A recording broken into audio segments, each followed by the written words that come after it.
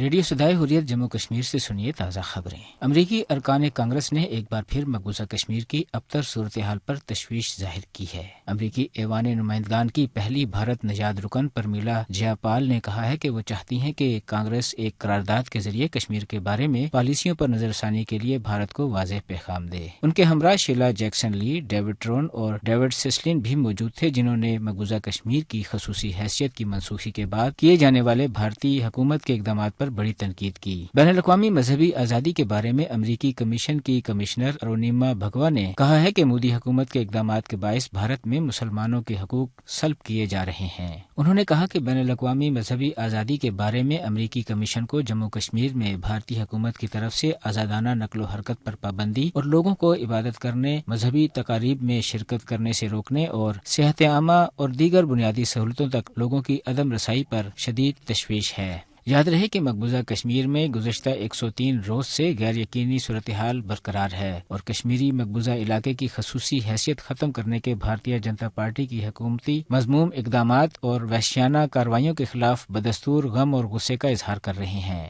آزاد کشمیر کے صدر سردار مسعود احمد خان نے کہا ہے کہ مقبوضہ کشمیر میں جاری بھارتی مظالم کو دنیا بھر میں اجاگر کرنے کے لیے سوشل میڈیا بہترین ذریعہ ہے، جس کا بھرپور انداز میں استعمال کرنے کی ضرورت ہے۔ اس کے ساتھ ہی خبریں ختم ہوئیں۔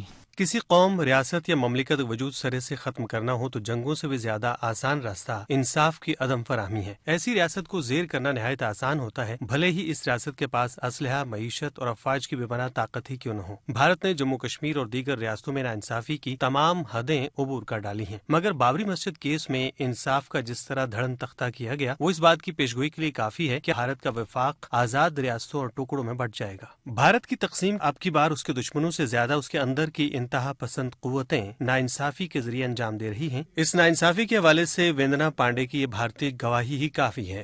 ایک بڑی طبقہ کے ساتھ دیش کا دوسرا بڑا طبقہ ہے مسلم سمودائے، اس کے ساتھ نیائے کہاں ہوا؟ بابری مسجد آپ نے ڈھا دیا اور آپ نے بابری مسجد بنا کر نہیں دیا، مطلب کہ آپ نے نیائے نہیں کیا۔ اور نیائے یہ نہیں ہوتا کہ اس کی جگہ پہ آپ لائبریری بنا دیں، ہاسپٹلس بنا دیں، کچھ اور بنا دیں یا 5 ایکڑ زمین دے دیں، یہ نیائے میں نہیں آتا ہے۔ نیائے کا سیدھا معاملہ ہے کہ جو چیز ہم نے برباد کی ہے اس کو بنانا۔ سپریم کورٹ کے ججز بیت چکے ہیں۔ جسٹس لویا کا کیا ہوا؟ ان کی ہتیا کا کیا کارن ہے؟ وہ ایک نسپکش ہو کے نسوارتھ بھاو سے ایمانداری سے جانچ ہی تو کر رہے تھے، جانچ میں جو ہوتا دیکھا جاتا۔ تو آپ کو اتنا ڈر کیوں لگ رہا تھا؟ یعنی جسٹس لویا کے ساتھ ہوا، اس نے میسج دیا کہ یہ سب کے ساتھ ہو سکتا ہے، اور پھر جو ججز نہیں بکیں گے ان کو دوسرے طریقے سے ٹھکانے لگانے ان لوگوں کو آتا ہے۔ کتنے ججز ایماندار ہیں، یہ ایک سوال تو ہے۔ حضرت علی کرم اللہ وجہہ کا یہ قول فیصل ہے کہ حکومتیں ظلم کے ساتھ تو چل سکتی ہیں، مگر ناانصافی کے ساتھ ہرگز نہیں۔